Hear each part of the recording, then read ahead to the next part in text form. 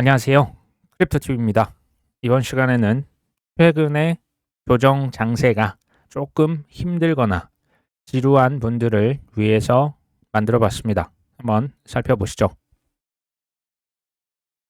여러 가지 오른다, 떨어진다, 올랐다 떨어지고 떨어졌다 오르고 힘든 그런 나름 지루한 조정 장세가 이어지고 있죠. 가장 쉽게 살펴볼 수 있는 지표 여러 가지가 있습니다. 이제 그 중에 하나를 꼽으라고 하면 제가 예전에 말씀드렸던 코인베이스 앱 랭크 보시라고 있습니다. 트위터 이제는 X죠. 그걸 가셔서 팔로우 하실 수가 있습니다. 여기에서 글로벌 앱 랭킹을 이걸 매일 발표를 합니다. 11월 3일입니다. 그러니까 이때만 해도 11월 5일이 미국의 대선이었죠. 대선 직전에 얼마나 지루했는지 코인베이스 그때 저는 기억합니다. 왜냐하면 제가 그때 계속 추매를 했던 기억이 납니다. 그때 정말 사고 싶지 않았지만 억지로 꾸역꾸역 샀거든요.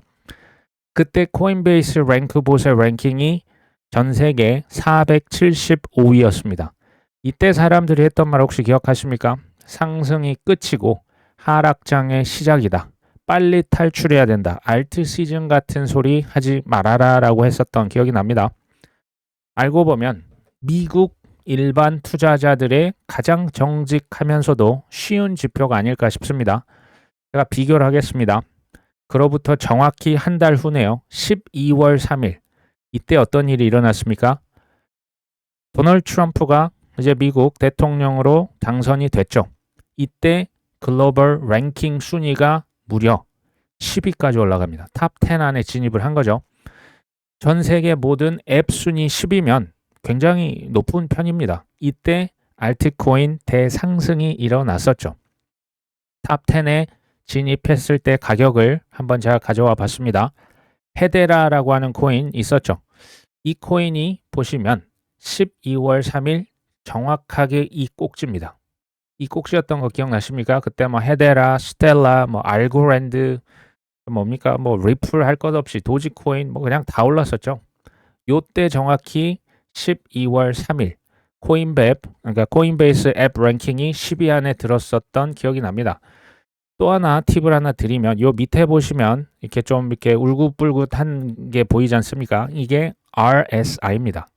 상대적인 강도를 나타내는 지표인데요. 이게 70이 넘어가면 보통 좀 과열됐다. 30을 찍었다, 30 밑으로 갔다, 그러면 차갑게 식었다. 이런 지표 정도로 보시면 되거든요. 제가 이 RSI를 위해서 조금 이걸 확대했습니다. 이 헤데라 가격 차트거든요. 첫 번째 11월 18일만 해도 갑자기 급등해서 RSI가 무려 91을 찍었고요. 그 다음에 한 2주 지났을까요? 12월 3일이 됐을 때 꼭지를 찍었을 때 말씀드렸죠. 이때도 RSI가 89를 찍습니다. 그러면서 단기 고점을 찍었었죠. 11월 18일 첫 번째 RSI가 90이 넘었을 때 91이었거든요. 이때 헤데라의 가격이 208원 정도 했습니다. 12월 3일 이때 RSI가 조금 밑으로 쉬었다가 다시 89를 찍었죠. 이때 헤데라의 가격이 무려 546원이었습니다. 저점 대비하면 거의 10배가 오른 겁니다. 어마어마한 상승이었죠.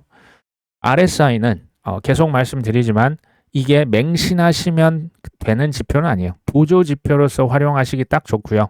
과열이 됐냐, 냉각이 됐냐를 보실 때 도움이 됩니다. 지금 제가 설명을 왜 드렸냐? RSI로 치면요. 11월 18일이 더 높았어요. 91이었죠. 12월 3일은 89였습니다. RSI만 놓고 보면 11월 18일에 꼭지가 나왔어야 하지만 꼭지점은 단기 꼭지는 12월 3일이었습니다. 무슨 얘기냐? RSI가 높다고 최고점이 아닐 수 있다는 얘기예요. 하지만 제가 지금 두 가지 지표를 말씀을 드렸죠. 첫 번째 RSI를 말씀을 드렸고 여기에 한 가지를 추가하자면 코인베이스 앱 순위만 보셔도요. 일반 투자자, 코리니 분들도 현재 시장 지표 지금 과열된 거 아니야? 너무 지금 차가운 거 아니야? 보시기에 저는 나쁘지 않다라고 보고 있습니다. 현재 코인베이스의 글로벌 앱 랭킹 순위는요. 193입니다. 이전에 탑 10에 비하면 뭐 저 밑으로 이제 떨어졌죠. 재미가 없는 거고요. RSI도 지금 헤데라 기준 55.8, 56 정도를 찍습니다. 지금 뜨겁지도 않고요. 뭐 엄청 차갑다고 하기도 아닙니다. 이 애매한 상황이 이어지고 있거든요. 그래서 제가 뭐 하락장이다, 하락세가 아니고 조정세라는 표현을 그래서 썼습니다. 코인베이스 앱 순위가 예전에 21년 4월 달에 탑 1을 찍었던 때가 정확히 꼭지였습니다.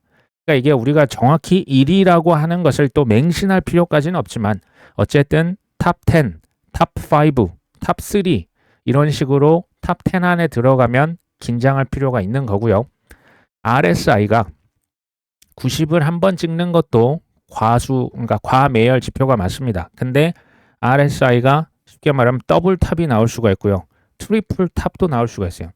이렇게 지속된다. 이때는 고점 신호로 매도를 준비해야 되지 않을까 하는 생각을 해봅니다.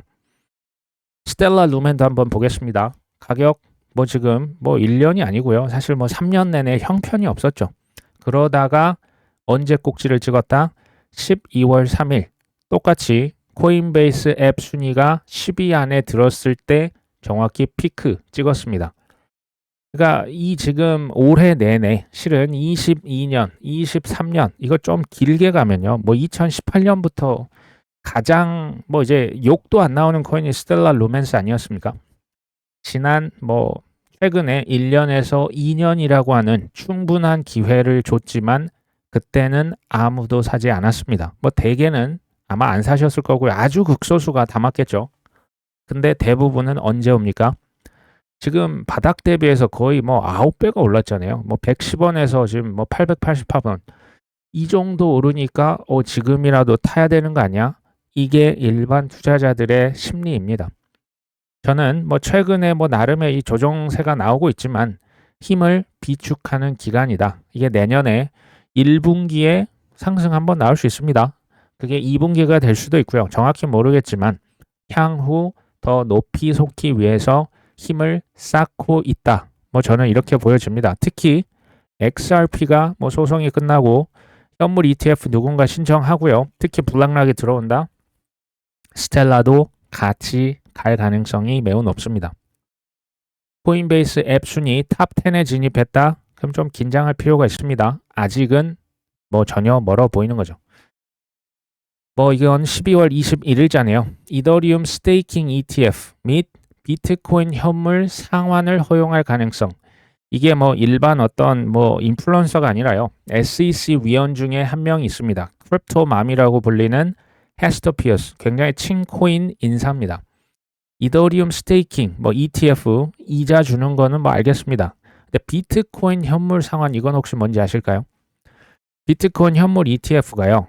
이제 뭐 나중에 고객이 내 돈 비트코인 현물 ETF 내 돈 찾아가려고 합니다 라고 하면 그냥 비트코인 주면 되잖아요. 근데 그것을 굳이 달러로 현금으로 바꿔서 상환을 하는 조건으로 저기 SEC가 비트코인 현물 ETF를 승인했었거든요.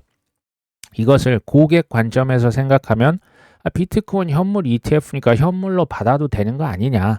이것을 지금 바꿀 수 있다라는 얘기예요.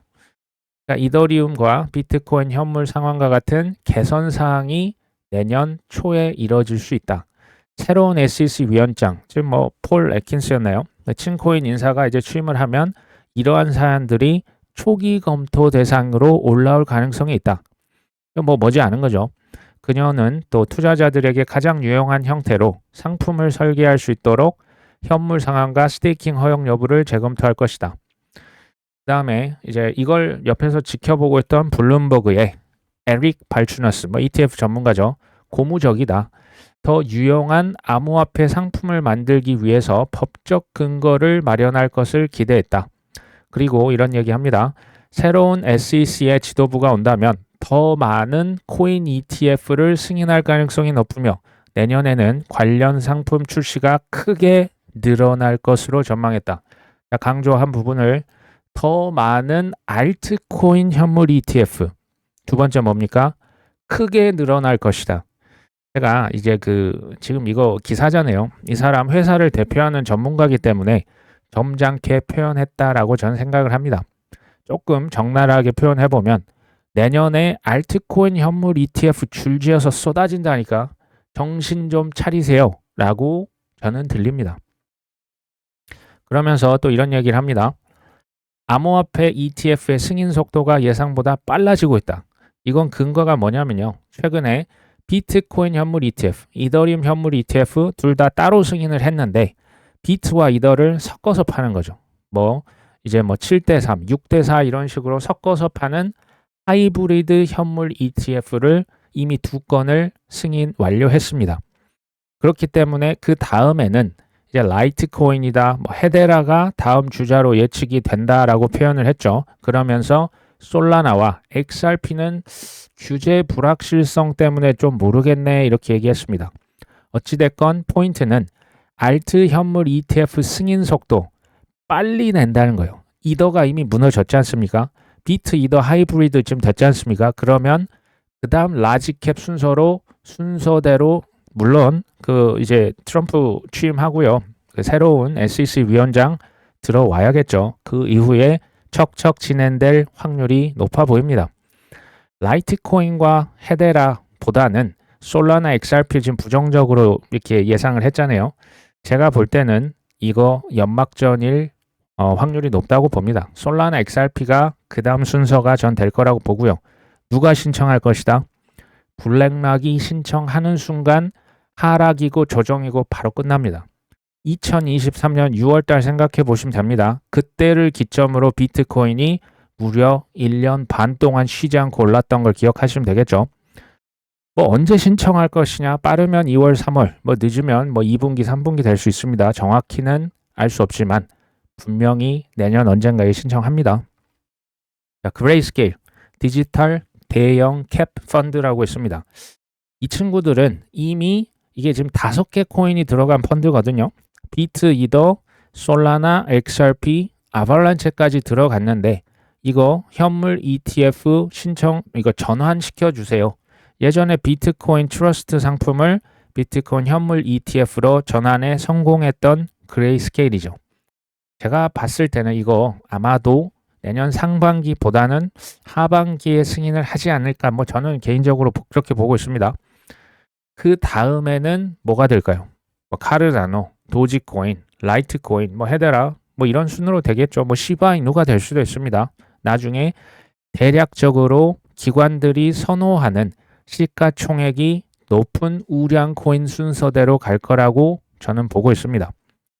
참고로 알고랜드와 헤데라는 둘 다 미국의 MIT, 미국의 코넬 대학교 이런 아발란체도 마찬가지인데요. 특히 이 두 가지 헤데라와 알고랜드는 미국의 스테이블 코인, USDC, 테더 그리고 더 나아가서 미국에서 CBDC 지금은 잘 모르겠는데 이러고 있지만 스테이블 코인 USDC 성격을 바꿔서 CBDC화 시킬 수도 있고요. 어찌됐건 이런 것들의 플랫폼이 될 확률이 아주 높습니다. 알고랜드와 헤데라를 말씀드린 거죠.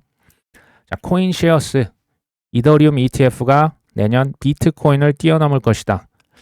이거 사실 말도 안 되는 소리로 지금 들리는 게 정상입니다. 개인적으로 이더리움 ETF 엄청나게 팔릴 것으로 저는 내년을 내다보지만 비트코인을 뛰어넘기는 저는 쉽지는 않아 보입니다. 워낙 격차가 지금 워낙 커서요. 근데 한번 생각을 해보시면 비트를 뛰어넘든 안 뛰어넘든 저한테는 확정적인 미래가 뭐냐? 글로벌 큰 손들은 이자를 매우 선호합니다.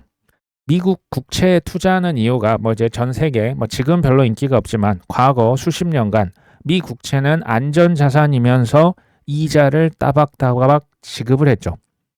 그래서 미 국채가 여러모로 누이 좋고 매부 좋았는데 보시면 이더리움에서 ETF를 들고만 있어도 이자를 주겠다.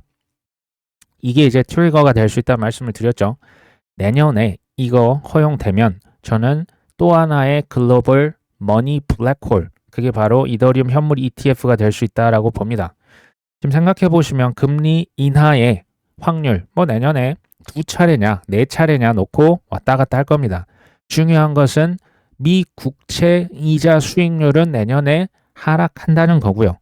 이더리움의 이자 뭐 많이 주진 않아요. 뭐 3% 전후가 됩니다. 근데 중요한 건 뭡니까? 이게 비슷해질 수 있어요. 수익률 자체는. 근데 미 국채 가격 상승률이 클까요? 이더리움의 상승률이 클까요? 큰 손이라고 생각을 한번 해보시면 한 지금 수조 원이 있는데 수천억 이거 굴려야 되는데 이자도 3%를 주는데 비트코인보다 가격이 더 오를 수 있다? 이것은 거부하기가 어려운 선택지가 전 될 거라고 봅니다. 또 하나의 재밌는 뉴스죠. 미국의 정책연구센터 여기에서 마이크로소프트에 이어서 아마존에 가서 존말로 할 때 비트코인 사는 게 좋을걸? 이라고 제안을 했다라고 뉴스 들으신 바 있죠? 저는 이게요. 또 하나의 빌드업이라고 생각을 합니다. 빅테크에게 지금 계속 이렇게 운을 띄우는 거예요. 너희들 한번 검토해봐.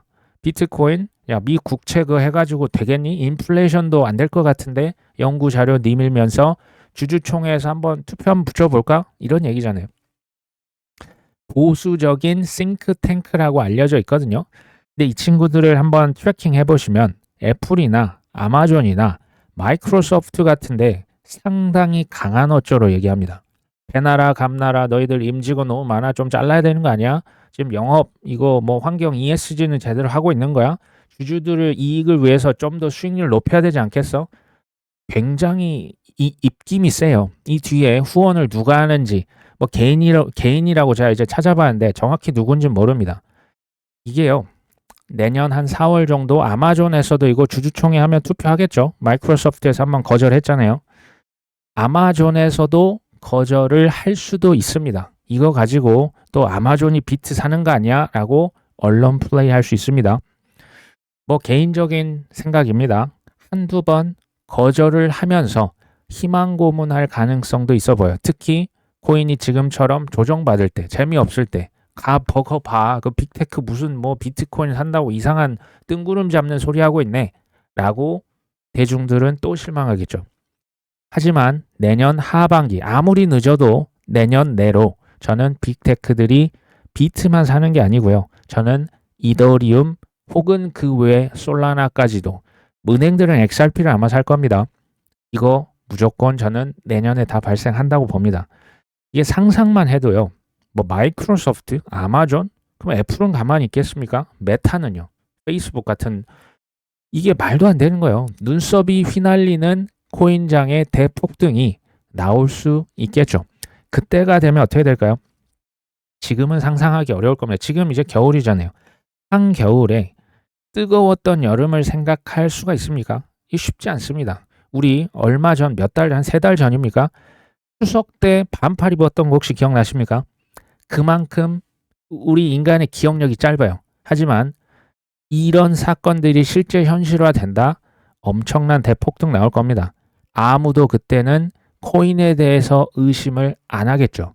그때 슬슬 파티장을 빠져나가셔야 합니다.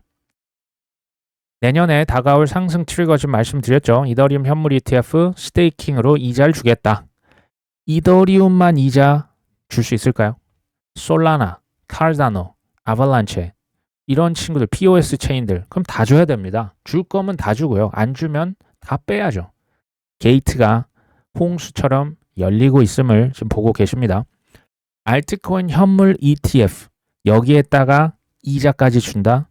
이거는 뭐 안 사면 바보 아닐까요? 전 그렇게 보고 있습니다. 내년에 빅테크 큰 IT 공룡 기업들이 코인판에 진입을 하겠다. 제가 좋은 얘기만 드렸으면 안 좋은 얘기도 드려야죠. 하락할 수 있는 이유 중에 하나는 유동성이 왔다 갔다 합니다. 미국의 국가부채를 상향을 해야 된다. 뭐 아예 폐지를 시켜야 된다. 이게 민주당, 공화당 또 싸울 거예요. 또 옆에서 트럼프는 압력을 가하겠죠. 굳이 따지면 하반기는 다시 유동성이 아주 크게 상승할 확률이 있어요. 근데 1분기에서 2분기 이 언저리에는 단기적인 감소는 나올 수 있습니다. 자, 두 번째, 4월 15일 이게 이제 미국에서 세금 내는 날이죠. 뭐 그 전후로 해서 코인이든 주식이든 좀 팔아서 세금 내는 개인이나 회사들이 있다는 얘기입니다. 그리고 격언 중에 하나 이런 얘기도 있죠. Sell in May. 5월 달에 팔고 떠나라. 그러니까 뭐 여러모로 2분기 전후는요, 조금 우리가 긴장을 해야 됩니다. 그래서 1분기에 좀 너무 많이 폭등했다? 조금 덜어내자 이 말입니다. 1분기일지 2분기일지 뭐 하여튼 상반기에 많이 오르면 좀 파실 필요가 있다라고 저는 보고 있습니다. 언제 빠져나가면 되냐? 뭐 복잡한 차트와 뭐 여러 가지 지표 혼란스러우실 수 있는데요. 말씀드렸던 코인베이스 앱 순위 1위가 됐다. 그냥 파십시오. 1위가 되면요. 그냥 파셔야 돼요. 그러니까 부분 이렇게 익절을 하시는 한이 있어도 탑 5 안에 들었다. 긴장하시고요. 탑 10 안에 들었다. 긴장하셔야 되는 겁니다. 위로 갈수록 사람들이 이제 그 최소한 단기 고점은 가까울 것이다라고 봅니다. 두 번째, 비트코인 도미넌스. 지금 뭐 57%, 8% 합니다. 이 정도면 아직도 비트 시즌이에요. 알트 시즌으로 갔을 때 알트를 팔아야겠죠. 비트 도미넌스가 좀 보수적인 분들은 45% 언저리부터 슬슬 파시면 되고요. 40% 언저리까지 갔다 이제 분할로 잘 빠져나가셔야겠죠. RSI, 상대적인 강도 지수. 이건 제가 보조 지표라고 말씀을 드렸고요. 첫 번째 RSI가 꼭지를 찍을 때가 꼭지가 아닐 수 있습니다. 뭐 2번도 찍을 수 있고 3번도 찍을 수 있습니다. 어쨌든 90을 여러 번 찍었다? 그럼 이제 좀 파셔야겠죠. 이건 이제 또 하나의 어떤 그 이벤트인데요. 서클, USDC 발행사, 또 리플 있죠. 이 친구들의 꿈에도 소원은 IPO였습니다. 주식 상장에서 상장하는 순간, 특히 코인이 막 날아가고 있을 때 상장 일자를 잡을 확률이 높다고 말씀드렸죠. 그때 주식을 아마 팔아서 소위 이제 한몫 챙겨야죠. 그간 고생 많이 했지 않습니까? 그때 적당히 좀 이제 익절하는 것이 나쁘지 않아 보인다라고도 말씀을 계속 드리고 있습니다. 최근에 데일리 그러니까 연준의 샌프란시스코거든요. 여기 총재가 나와서 방송에서 암호화폐는 금도 아니고 통화의 지위도 아직은 시기상조다. 이게 뭐냐? 근데 애매하게 답을 하는 거죠. 아직 금으로서는 좀 이제 자격이 미달이고 통화로서의 자격도 못 갖췄다. 앞서서 연준 의장 파월도 비트코인을 투기적 자산으로 사용을 하고 있으며 이게 이제 금의 경쟁자다라고 얘기를 한 바가 있습니다. 이런 걸 보면 사람들은 헷갈리는 거죠. 이게 여는 총재나 되는 사람 연준 의장이 서로 다른 얘기하고 있는 겁니다. 사실 이게 이제 코인은요. 여러 가지예요. 하나 뭐 이게 증권이다, 상품이다, 화폐다 그 요소를 다 갖고 있어요. 중요한 건 뭡니까? 아직 교통 정리가 안 된 거예요. 교통 정리가 이제 법으로 이게 통과가 되는 순간 정리가 됩니다. FIT21, FIT21이라고 하는 법이 통과가 아직은 안 된 거예요. 그러니까 이제 아마도 이제 상하원 예전에 이제 한번 상원에서 소위 이제 드롭을 당했죠. 리젝트를 당했는데 통과될 겁니다. 이게 이제 통과되면은 코인은 다 분류가 되는 거예요. 뭐 카르다노는 뭐다. 저기 뭐 솔라나는 뭐다. 이더리움은 뭐다. XRP는 뭐다. 분류가 끝나면 사실 규제 명확성이 확실해지는 거죠. 지금은 이게 애매하기 때문에 조정도 발생할 수 있고 혼란도 나올 수 있고 믿음도 별로 안 갈 수 있는 거예요. 이게 확실해지면 어떻게 됩니까? 기회는 거의 사라질 겁니다. 프랭클린 템플턴 글로벌 자산 운용사입니다. 이 친구들 코인에 굉장히 빠삭한 기관, 자산 운용사 월가의 큰 기관입니다. 내년 암호화폐 환경은 규제 명확성 등을 중심으로 아주 좋을 것이다. 그러면서 특별히 ETF를 또 언급합니다. ETF, 토큰화 증권, 이거 RWA거든요. 암호화폐 관련된 다양한 상품이 출시되고 누가 주도한다고요? SEC가 주도할 것으로 보인다. 상점 벽해죠. 미국의 스테이블 코인 규제 프레임워크가 마련되면서 이 법도 아직 통과 안 됐어요. 곧 될 겁니다. 주요 금융기관들이 자체적으로 뭘 발행한다? 스테이블 코인을 발행할 수 있을 것이다. 이건 지금 엄청난 얘기입니다. 지금 우리가 뭐 힘들고 뭐 조정이 있어서 너무 그럴 때가 지금 아니세요. 실은. 알트코인 현물 ETF 지금 몇 명이 얘기합니까? 다 얘기해요. 뭐 에릭 발추너스, 블룸버그 이런 애들 뭐 언론사 뭐 이제 헤지 펀드 매니저 누구 뭐 ETF 자산 운용사 알트코인 쏟아진다니까요. 알트코인 현물 ETF. 그다음에 토큰화 증권. 이거 RWA잖아요. 이거 뭐 이미 미 국채부터 시작하지만 결국 다 토큰화 시킨다니까요. 얘네들이 쏟아진답니다. 25년도. 누가 주도한다고요? SEC가 주도한대요. 정신 차리셔야 됩니다. 자, 스테이블 코인 법이 통과된다. 이 얘기는 무슨 얘기냐면요. 미 국채 쟁여놓고 그걸 담보로 돈 찍어내는 게 지금 연준 아닙니까? 지금 달러 패권 지금 브릭스 플러스 그 국가들이 안 쓴다고 하니까 미 국채 수요 누군가 미국의 빚을 사줘야죠. 달러 패권 조금 연장시키고 싶은 겁니다. 스테이블 코인 법을 이제 통과를 시키면 빚장이 아예 또 열리는 거예요. 예전에는 사실 중앙은행만 돈 찍어야 되는 거 아닙니까? 이거 지금 민간 회사들이 스테이블 코인 찍을 수 있다는 얘기입니다. 이거 말도 안 되는 거예요. 금융기관들이 자체적으로 발행 이미 현재형입니다. 블랙록은 서클, USDC 뭐 엄청나게 투자해놨잖아요. 피델리티. JP 모건은 자체 스테이블 코인이 이미 있어요. 뭐 18년인가요? 19년 뭐 수년 전에 이미 개발 다 해놓은 겁니다. 리플도 지금 출시했잖아요. 뭐 테더다, 페이팔도 지금 다 자기 거 스테이블 코인이 있습니다. 이미 현재형이죠. 이건 무슨 얘기냐? 누군가 달러를 미친 듯이 찍어내고 미 국채, 인기 없었던 미국의 국가 부채를 계속 사준다는 얘기예요. 시장의 바구니가 시가총액이 정말 어마어마하게 커진다는 얘기입니다. 크립토의 시총이 상상 초월을 할 만큼 커질 것이라는 것을 의미합니다. 물론 그 중간에 엄청난 폭락도 당연히 있습니다. 캐시 우드는 2030년 전까지 60만 달러면 거의 뭐 한 9억 되는 거 아닙니까? 강세장 잘 나가면 2030년이라 봤자 이제 5년 6년 남았습니다. 150만 달러면요. 이게 지금 20억이 넘어갑니다. 비트 하나에 지금 뭐 1억 넘었다고 와 했는데 20억이 넘을 것이다. 100만 달러는 뭐 우습게 돌파하지 않겠냐. 한 14억 정도는 문제없다. 참고로 캐시 우드 돈나무 언니는 비트코인 2015년에 처음으로 샀습니다. 2015년부터 지금까지 누가 옆에서 뭐 이상한 소리 좀 그만해, 뜬구름 잡는 소리 좀 그만해. 예전에 테슬라 뭐 이런 뭐 혁신 기업들 옹호했다가 욕을 엄청나게 먹었어요. 특히 2022년도 주가 폭락했을 때. 지금 말을 지금 좀 바꿔야 되는, 좀 쪼셔야 되는 거 아닙니까? 안 쫄아요. 굳건한 확신이 있는 거죠. 마지막은 이 마윈 회장 오랜만에 가져왔습니다. 성공하는 사람들은 이게 실은요 일반인들 못 봐요. 성공하는 사람들은 왜 이걸 막 자신 있게 얘기할까요? 보이니까 얘기하는 거예요. 진짜 눈으로 보이는 게 아니고 믿기 때문에 보이고요. 일반 사람들은 눈에 앞에 갖다 주면 뭐야 그거? 벌써 이렇게 된 거야? 그때야 비로소 믿고요. 실패하는 사람들 정말 안타깝지만 눈앞에 보여줘도 안 믿습니다. 이 얘기인즉슨 성공을 하려면 투자뿐만 아니고요. 남이 못 보는 걸 미리 봐야 돼요. 그게 특히 투자에서는 이거 뭐 성견지명이라고도 하고 뭐 믿음이 있어야 보인다고 하나요? 믿음이 근데 어떻게 하면 생길까요? 성견지명, 이거 통찰력, 이거 어떻게 생깁니까? 이건요.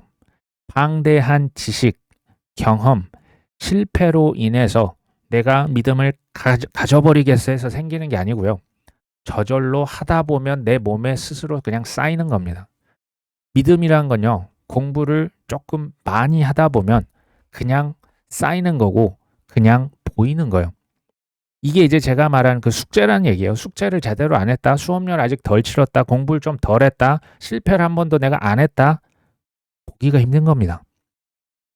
이미 우리 구독자분들 제가 보니까 수년간 뭐 좀 오래되신 분들 뭐 심지어 2017년, 18년 최근에 오신 분들도 뭐 한 2, 3년 많이 힘드셨잖아요.